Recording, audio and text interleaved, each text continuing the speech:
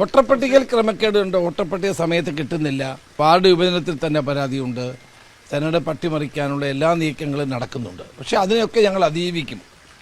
അത് ഏതെല്ലാം തരത്തിൽ കൃത്രിമം കാണിച്ചാലും ഇത്തവണത്തെ പഞ്ചായത്ത് തെരഞ്ഞെടുപ്പ് 2010 ആവർത്തനമായിരിക്കും. 2010 UDF ഏറ്റവും വലിയ വിജയമുണ്ടായത്. അന്ന് ഞാൻ KPC പ്രസിഡൻ്റായിരുന്നു.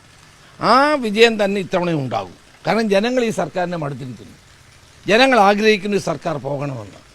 ഇതുപോലെ ജനങ്ങളെ ബുദ്ധിമുട്ടിക്കുന്ന ഒരു ഗവൺമെൻറ് ഉണ്ടാവില്ല. ഇപ്പം തന്നെ വിലക്കയറ്റം സാധാരണ ജനങ്ങളെ ബാധിക്കുന്ന കാര്യങ്ങളല്ലേ.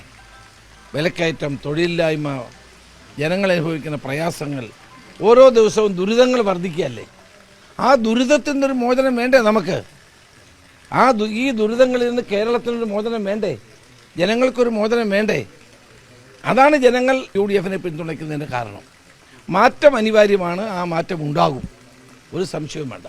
അത് പഞ്ചായത്ത് തെരഞ്ഞെടുപ്പിലൂടെ പ്രതിഫലിക്കും. പഞ്ചായത്ത് തെരഞ്ഞെടുപ്പിലെ ഫലം ആ മാറ്റത്തിന് വേണ്ടിയുള്ളതായി.